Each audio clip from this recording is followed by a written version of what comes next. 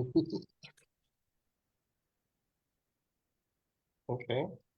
Okay, looks like we've got something here. okay.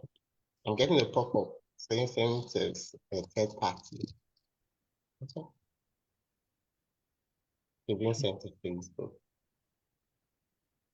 Okay, I think we are live. That is wonderful. Um, and I'm going to go ahead and start the recording. Great. Hello, hello, hello, folks watching along online right now or sometime in the future returning to this wonderful reading, to the final episode of Poets in Pajamas, episode 178 for this year, 2024. We could not be more pleased to close our 2024 season with two writers with work as amazing as Elias Udo-Ochi and Sope Martins. We are going to be very conscious tonight, especially of time, because our two writers have spent their days already and then have stayed up into the night to give us this reading. So we want to give a double thank you to them for this time that they are devoting to share their fantastic work with us. So we give a special thank you to them.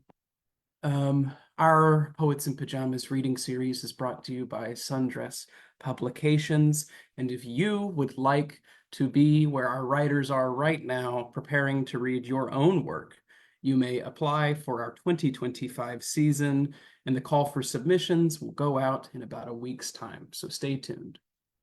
Now, without any further ado, I would like to introduce our first writer of the night, Sope Martins, a Lagos-based writer who focuses on stories for children and young adults.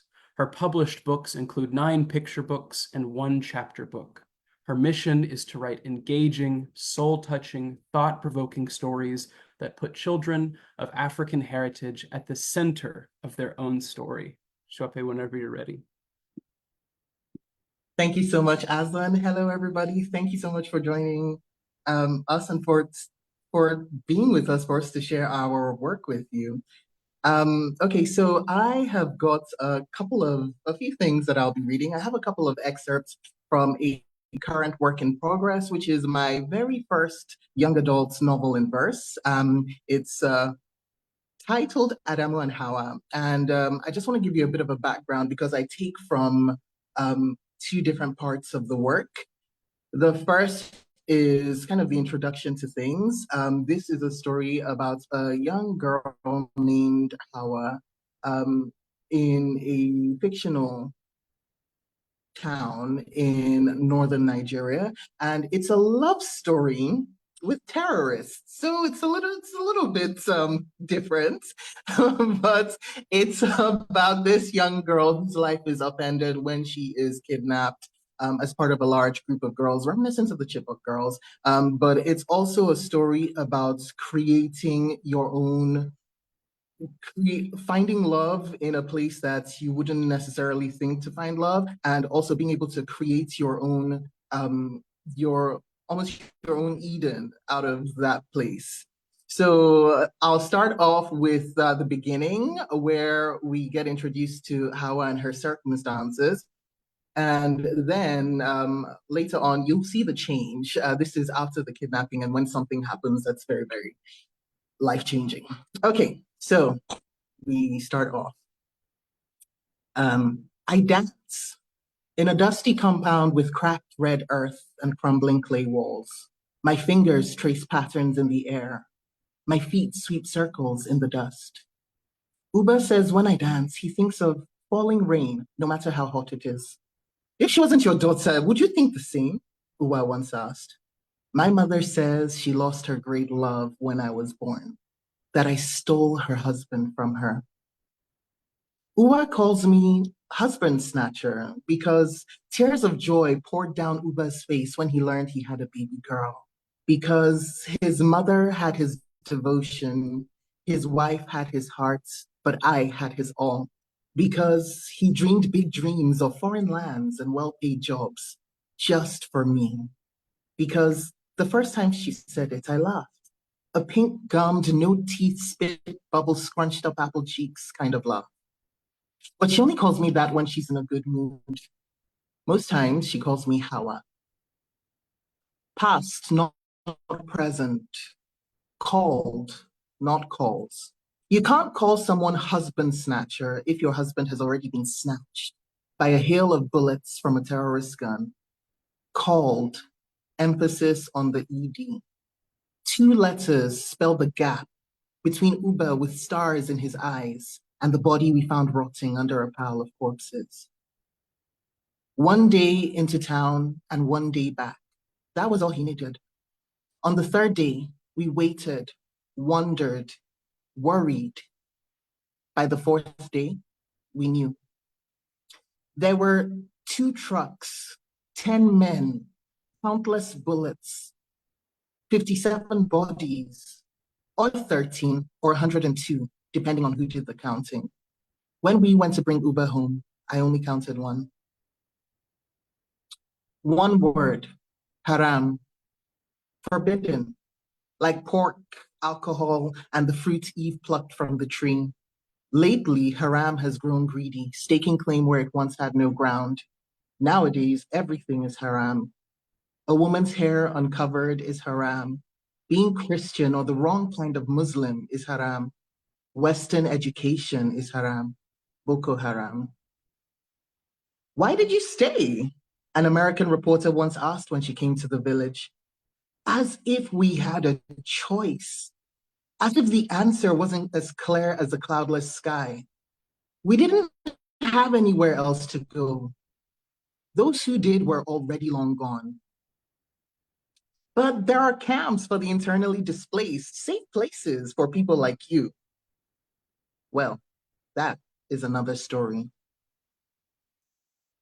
Those who came back in the tattered remains of their clothes told us about a place called hell, where up became down, black became white, and victims became criminals.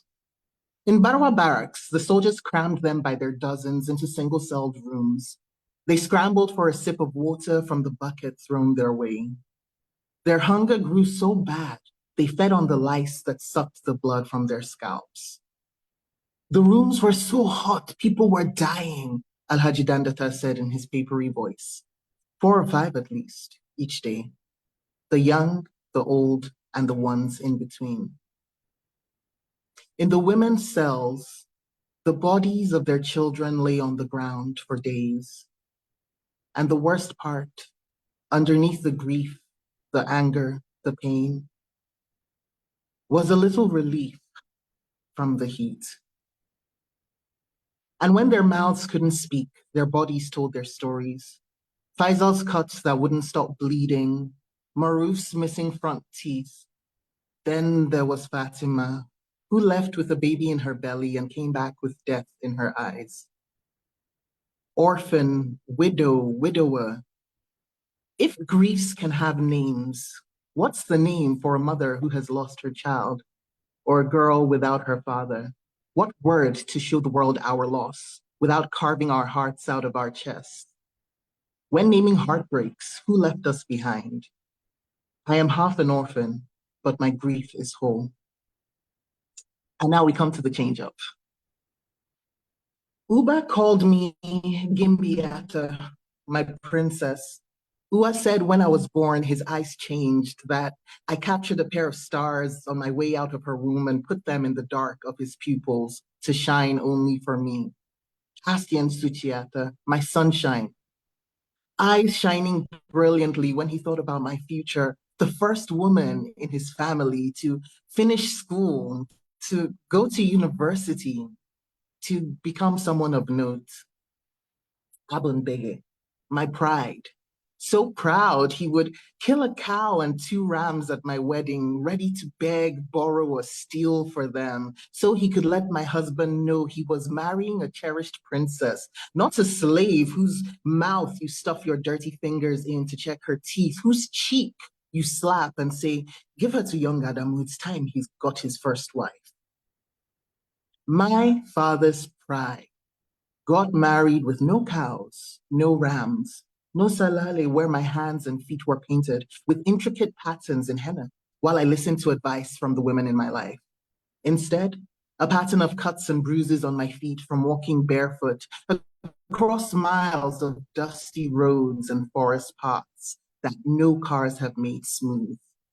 A bucket of ice water thrown against skin turned feverish from hours under the burning sun to clean her up for the wedding night.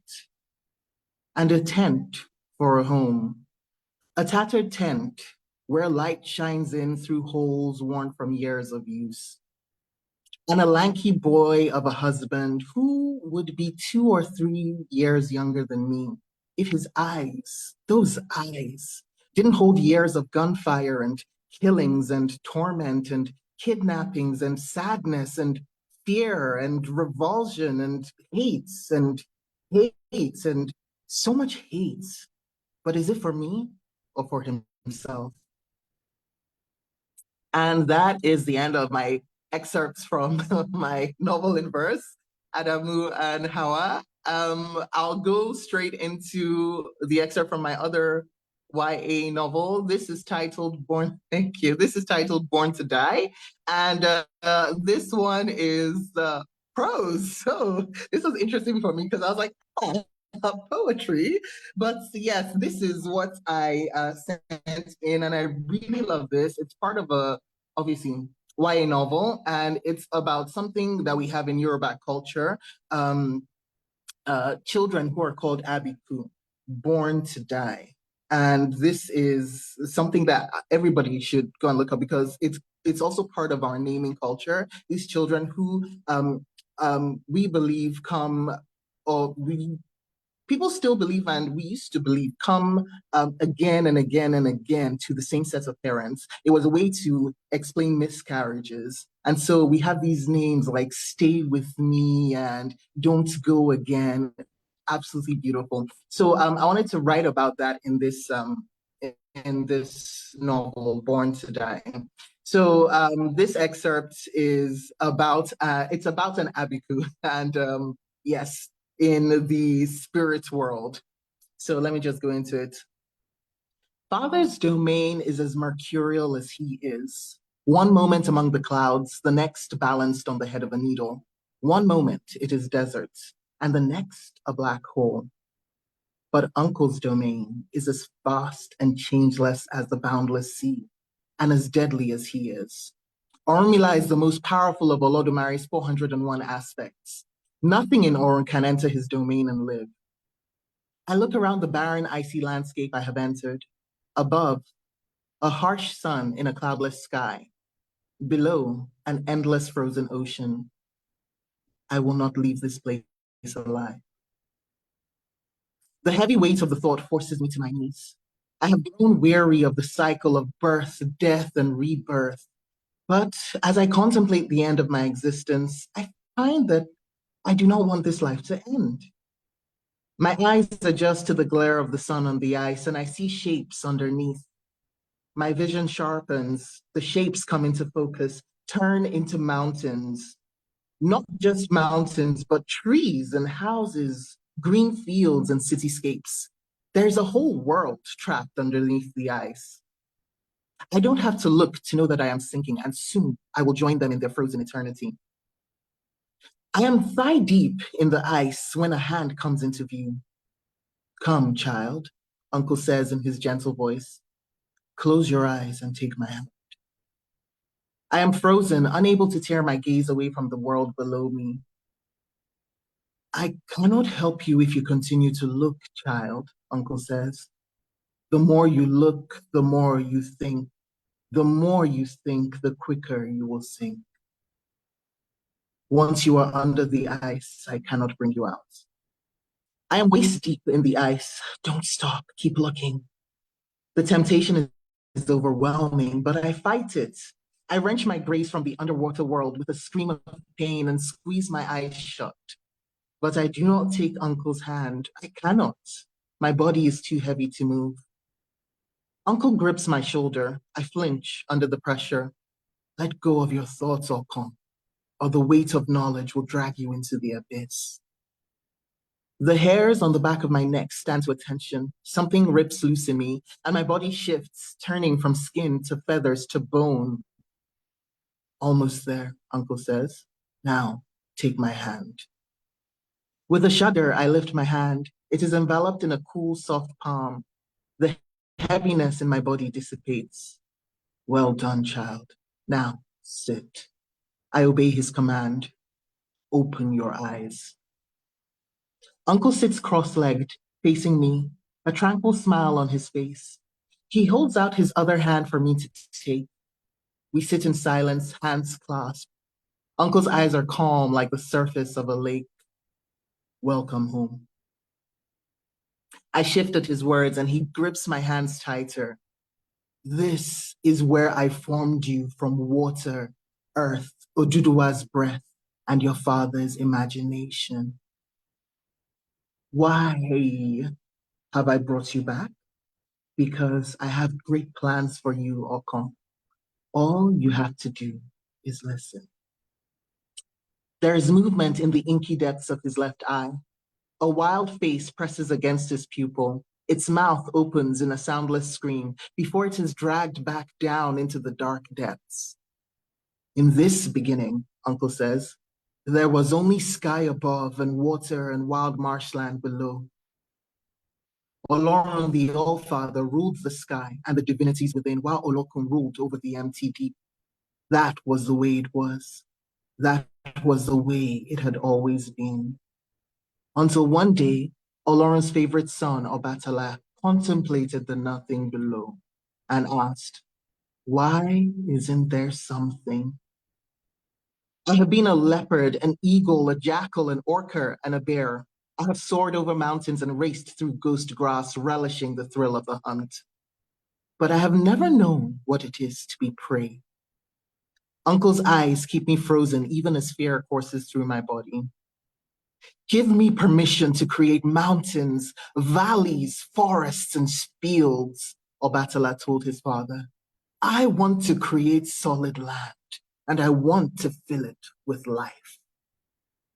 Olorun, who loved his son for his honor and his intelligence, was quick to agree. With his father's blessing, Obatala prepared to leave the sky. But first, he went to his eldest brother, Orunmila, the divinity of prophecy. As Uncle continues, my mind clears and the fear steals out of my body, replaced by a growing numbness. It starts with my fingers and toes and spreads inwards. I fall deeper into the black depths of his eyes. My brother has always been ambitious, but to create the earth he dreamed of, he would need help from all his siblings. Only when each Orisha gave a part of their divinity to the creation could the earth be made. So when he came to me, I told him he would need a gold chain to connect the sky above to the water below. Obatala went to our brother Ogun, the divinity of iron and war, in whose essence destruction and creativity lie. Ogun was the only one capable of crafting such a chain, but he was a recluse and did not welcome people into his domain.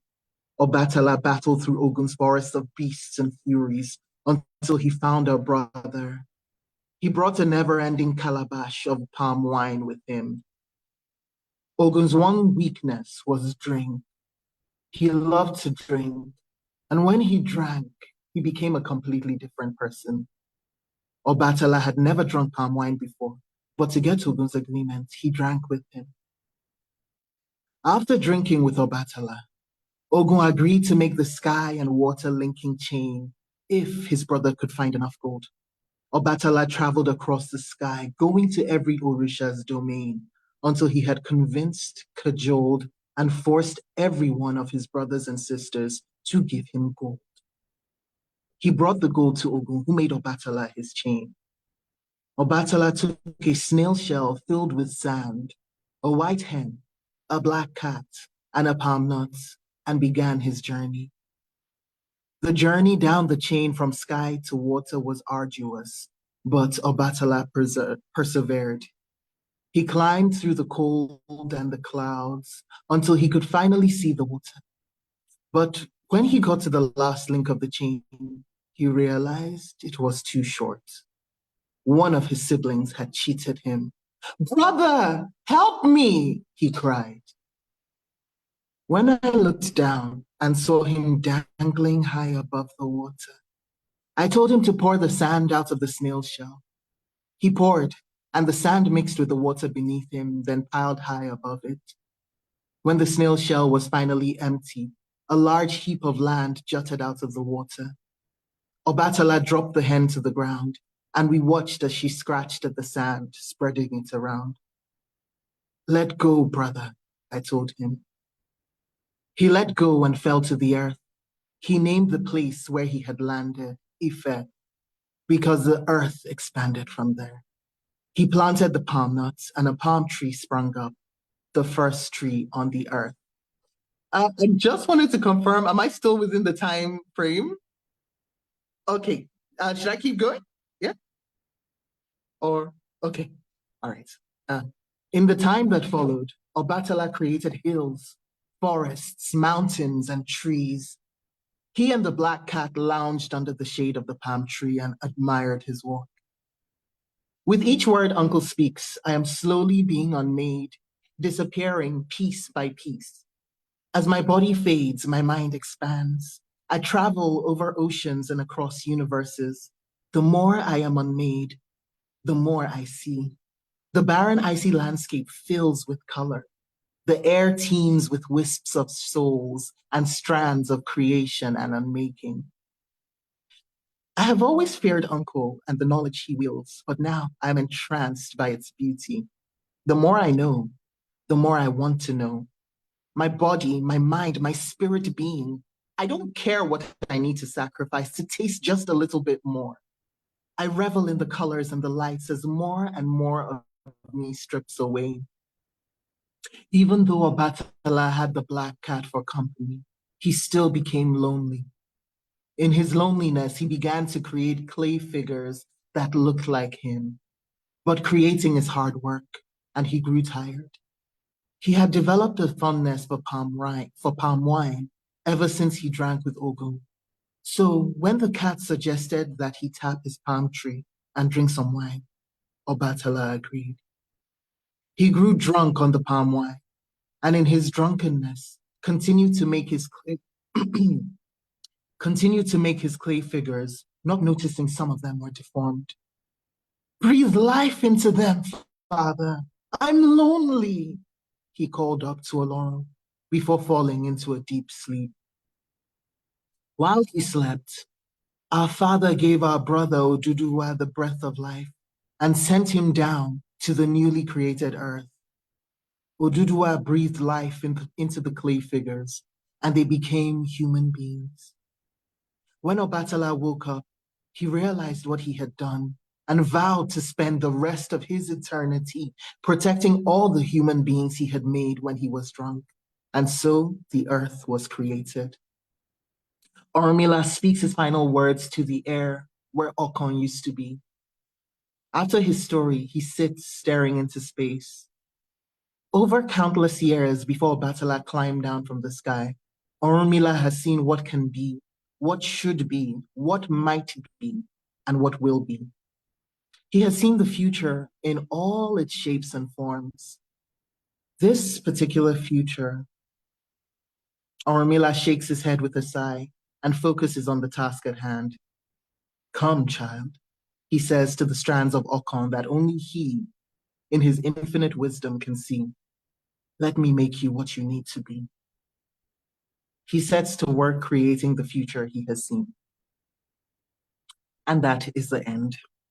Thank you. Oh my goodness. Thank you so, so much that for both of those, which I loved the lyricism that oozes out of them. And I also have to say, your reading voice makes that just about as unbelievable as I could have imagined it when I first read it. When you first submitted it, I could not be more pleased. I was so transported. Elias, were you also very transported? Um, Amazing. Thank you so much, Sope. Thank you so much for the encouragements. Yes. Uh, What'd you say? I just wanted to make sure I wasn't interrupting Elias. I think he was trying to speak. No, I heard your speaking voice, your narrating voice. It felt like a one-man stage performance. It was so brilliant. And thank you Oh, for the awesome story. thank We you. we will move right along to our second and final reader of the night, that being Elias Udo-Ochi, a queer writer from Nigeria. They write about their queer body as a sacred intersectionality of religion and trauma, both personal and of place. His poetry has been nominated for Best of the Net, longlisted for the 2023 Alpine Fellowship Poetry Competition, selected by Diane Seuss as a Black Warrior Review Poetry Contest finalist. A special snap for that. Selected by Dan Lau as second place winner for Death Rattle Ouroboros's 22 Penrose Poetry Prize, while his manuscript Flower Boys was selected as a finalist for the Kissing Dynamite Micro Chapbook Competition in 2021. Their poems recently appeared in Olumo Review, Agbo, Fifth Wheel Press, Main Review, Black Warrior, and IHRAF, Queer Voices of the World Anthology. They have received fellowships from Wawa Book Review as a Young Literary Critic Fellow and the Unserious Collective as a Poetry Fellow. Elias is currently the program director for the Benin Arts and Book Festival, which connects writers and book lovers to the vibrant artisanal history of the Benin Empire for a weekend of insightful conversations and workshops. They are a member of the Deadliners, a daring collective of Nigerian creatives. He is at Elias Udo-Ochi on all social media platforms. Elias, take it away. Okay. Thank you so much, Aslan. I am very grateful and very excited to be here. And this is a wonderful opportunity to be able to read my work on a global stage. And I really thank Sundress and thank you for giving your time to put this together. And I'm grateful for Sope, who's my co-reader tonight. Brilliant work that you have, Sope. I'm really excited about them. I can't wait to see them out in the world. Okay, so I have some poems here that I want to read for tonight. The first one is Candlelight. This part of my submission for the Poet in Pajamas. It first appeared in Agbo magazine in 2023. Okay, so I'll just begin. There's an epigraph, Transform But Don't Hurry, by Sana Wani from her poem Tomorrow is a Place, which is the poem that this candlelight is written after. So I'll just go on and read. The first victim is not always our bodies devolving in a rot, not the smudge of daylight eastward or a kite caught in its own device. There are levels to this burning earth, its carnage commanding respect from every living thing. With silent toiling, we offer our prayers in earthen jars. I say break the circle. Sacrifice this oxen, breast barred in the fire of your tongue. Stand still to the trouble of our hearts breaking. Still death beckons. Here everything is a speckle. Everything is a chef life. The daddy tarantula whose last thing was a joust, a legacy. The key word here is grief, unfurling, flowers burdened with all sorts of seasons, unrelenting. See how the earth turns, this insufferable spare of eternal God. Your mother, my brother, the flower strangled in its vines, We never allowed to leave past our grief, follow in its merry. Big big haze, brown winter, ghost, then spring, an overture of those things. Be present, be here, don't hurry, stay, smell the chlorine in the air. I know death lurks in every crevice, in every reach for salvation. We cherish this rain. On the sidewalk, night already in its first layer of sadness, a picture ruined. A desolate dinner table, shadows eating the last of their grief by candlelight. I want to break the circle, spill armies of dreams. You see, I am made, you see, I am made to outlive the dust they said would ruin me. Okay, that's for candlelight. Okay. Yeah. Okay. The next poem is um the poem that was selected by Diane Sis for Black World Review as in a dream where I am in audience with myself. If I were a spark witnessing the start of everything, I have abandoned every noise in my body to spin galaxies into my hair. You see where I am touched, blooming, so I can voyage into the healing of a man-made miracle. We are fated to ferry our bodies across moonless nights as fireflies in a ritual burn of thirst, because every one of these dreams begins. Sorry, just sorry.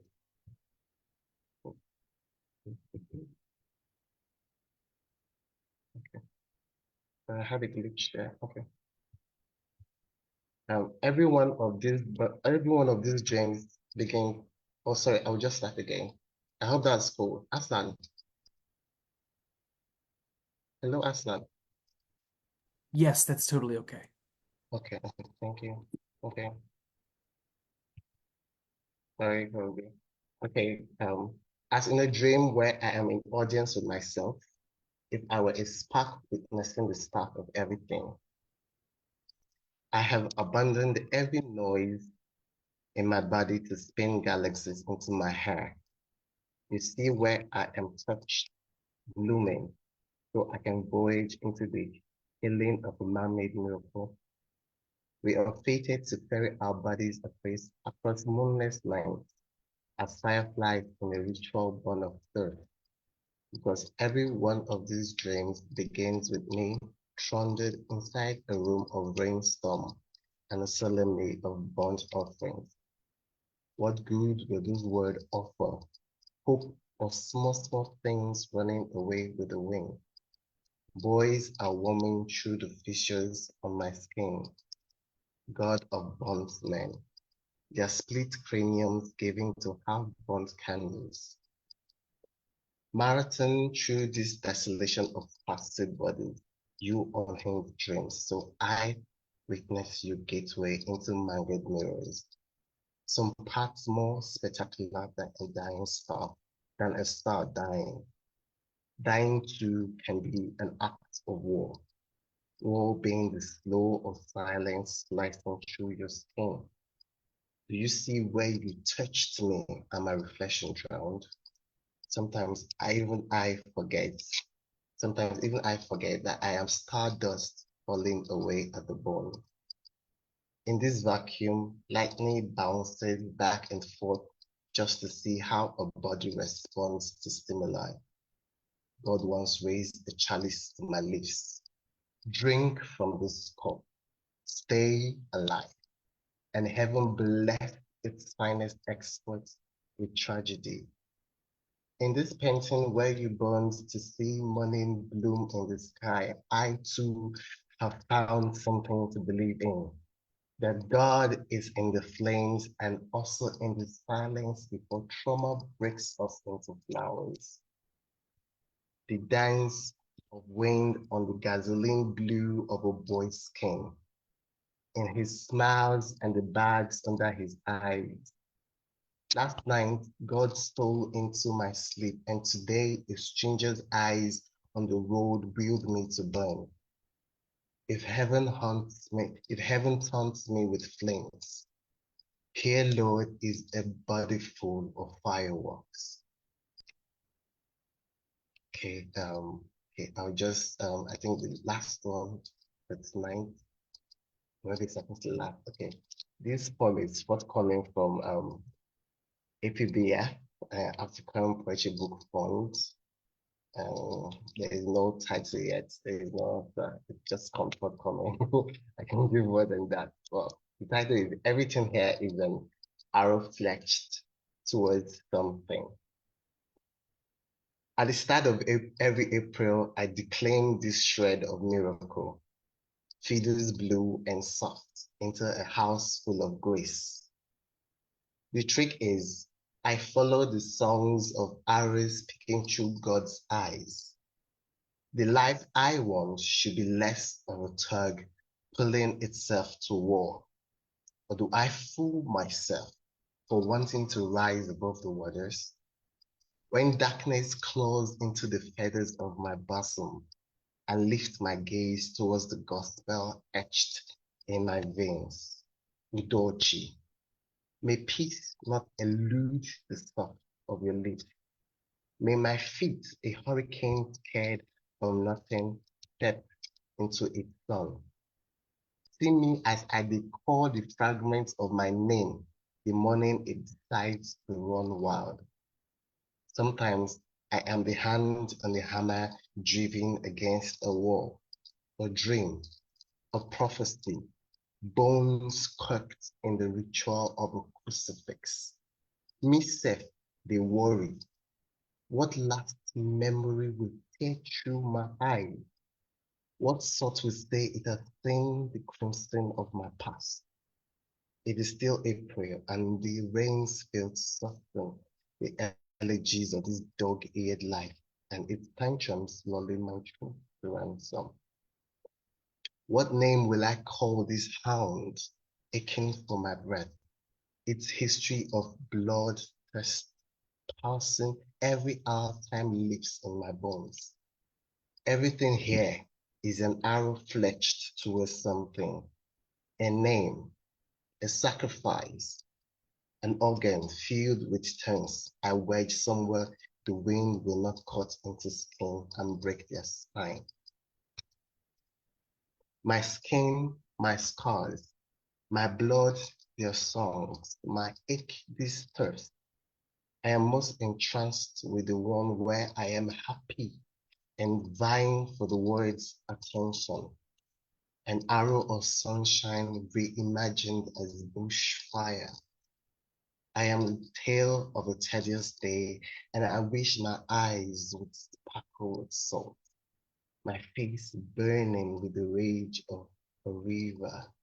But who, when it calls for me, will sanctify this temple with relief? Okay, I will just do the last one. Okay, that one was fine. Okay, so as a queer person in Nigeria, most of the discuss around our identities and the people we fall in love. It's most of the time um, every time it is antagonized by the society, and so and because of that, most queer persons we've really not been able to give voice to our experience, to our lived experiences, and so we oftentimes we love in secret. We hide the people we love. We hide our expressions, the basic essence of our humanity. And so I wrote this poem as a form of protest against that, against this space, this temporal space where I am in, this place called Nigeria that does not want me, that does not want me to succeed. Well, here it goes. In a country ready to bleed you dead, pray in little spaces, wild enough for a dream. And in deep sarcophagi of your body, still remnants flush with heaven. God's beard burning with crystals are the colors after which you're named, for which you're named. A name can be a vilification of follies. In this room primed with intent, a ghost restless in bones still wild with warmth gives their body to nude stares. Say we're at war and mean it. Say you know why we burn in the dark of tarred streets, blood surging in this room of rainwater. You see, his lover, 3 letters shy of happy, rocked himself to sleep at the bottom of a lake. Friend, they've given us names we do not own. Pray the holes buzzing in your body are enough to house your lover, enough to castle these sieges. Or what say you to build armories in the cleft of our mouth?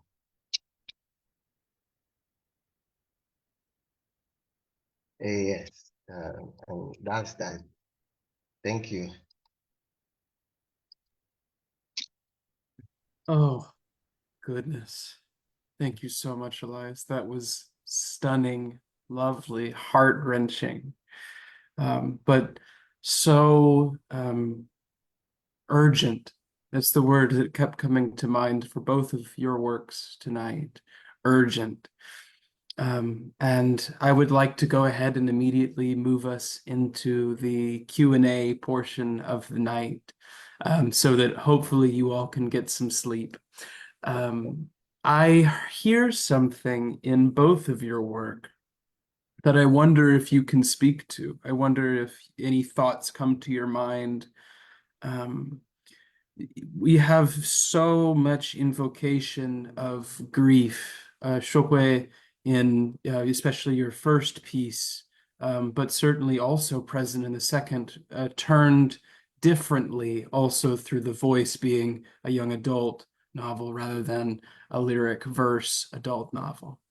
And Elias, so much naming of grief, the blood, siege, these things that well up the reader to feel this grief, this bleeding.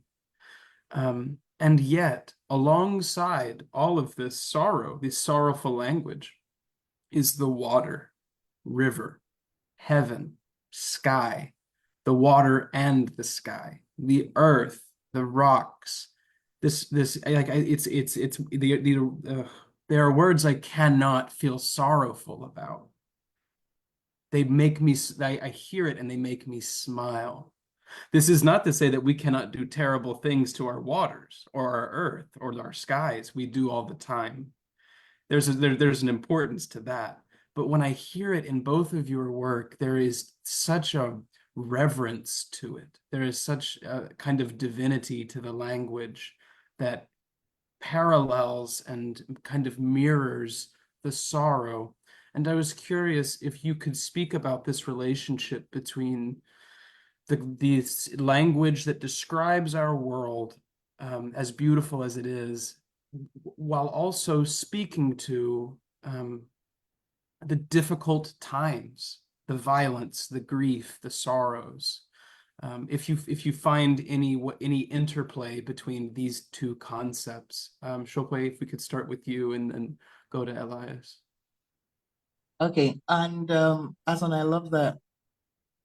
I love that you put those together because for me, and people may not agree, but one of the beautiful things of living in Nigeria, and I find this to be a beautiful thing, is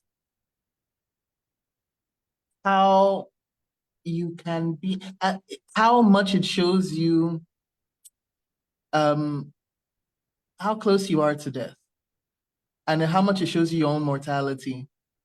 Because you need balance in this world. I'm very obsessed with balance.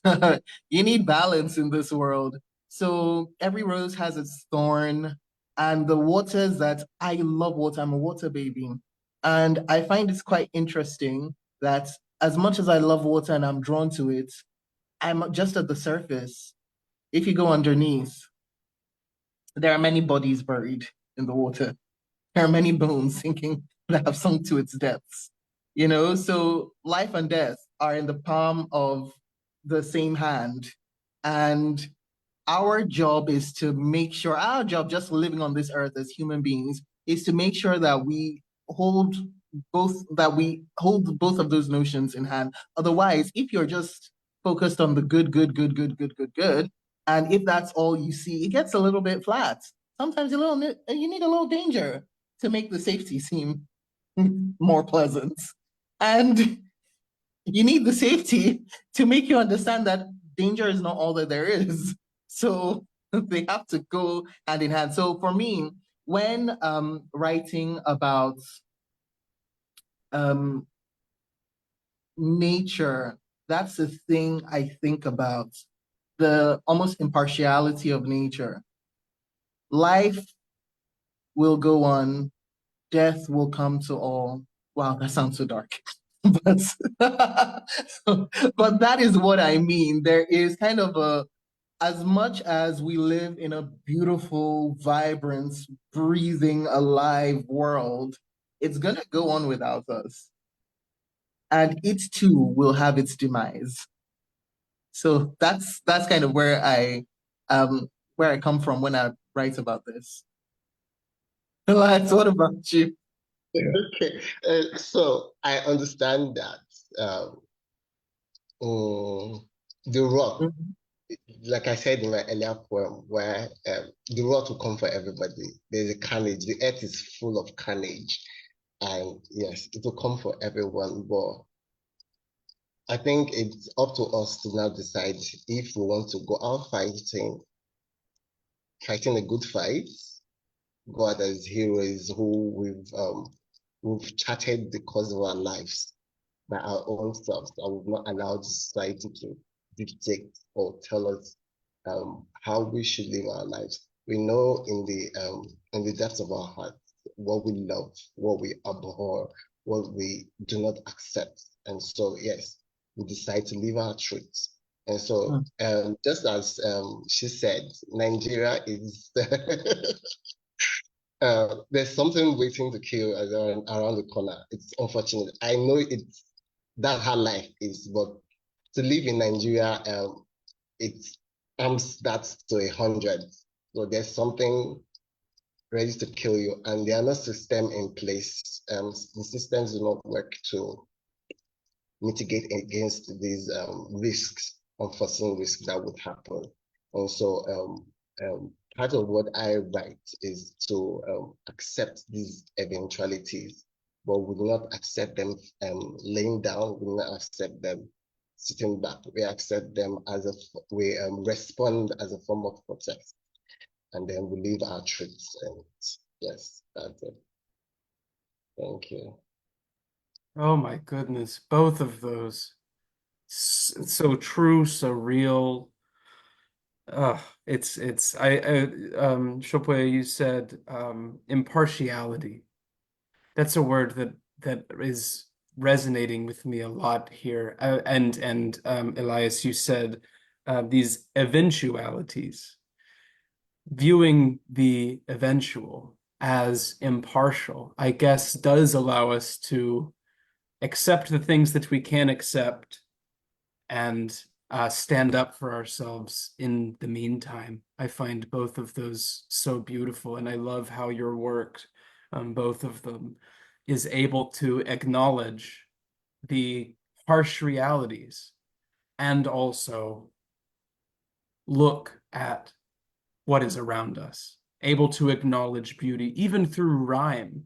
Both of your work rhymes so effortlessly, so beautifully, even as you're describing harsh things, which I think is such a beautiful life death kind of Yeah. it's like two hands shaking. Um, it's been it's such a pleasure to hear this tonight. I only have one more question for you both before our time is up, and that is a question that I like to ask just for our listeners to get a better sense of who you are. Aside your writing and the things that you look to typically for inspiration for your writing, what is something in your life recently that has excited you? Something that you've discovered recently, or something strange you didn't expect, but that made you smile? Elias, do you want to go first? I think you should go. Hey, um, recently something. Okay, so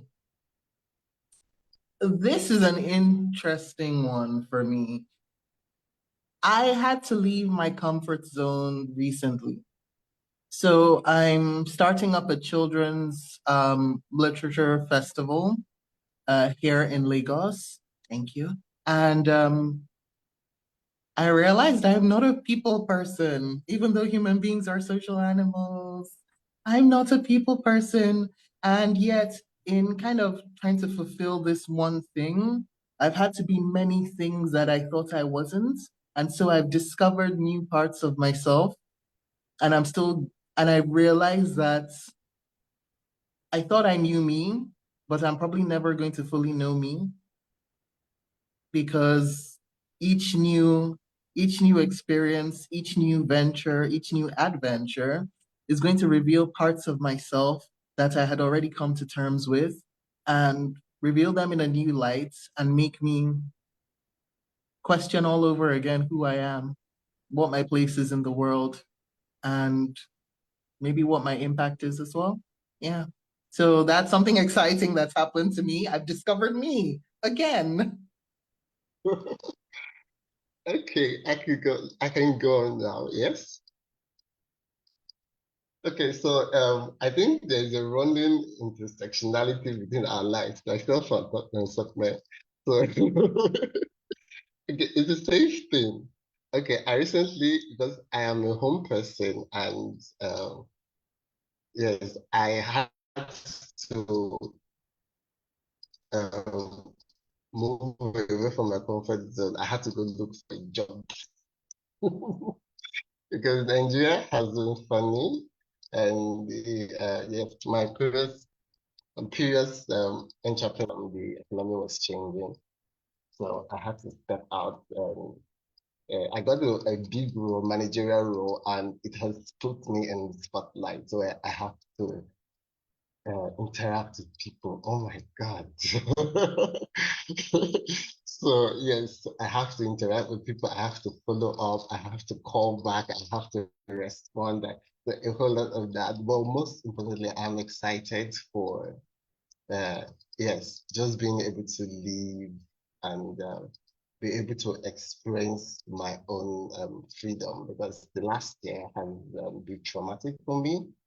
Yeah, I left an abusive relationship, and yes, it's been a very, very long journey coming this far. But being able to be in this place where I can revel in my small victory. Yes, I'm excited. I'm really, really excited. So yeah, thank you. Oh, thank you both so, so much for spending your late hours with us and sharing your lovely work.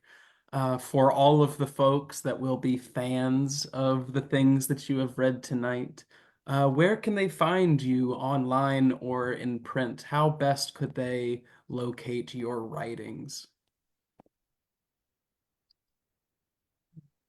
Okay. Okay, okay, go ahead. No, no, no, you go first. You go first. Okay, I am more.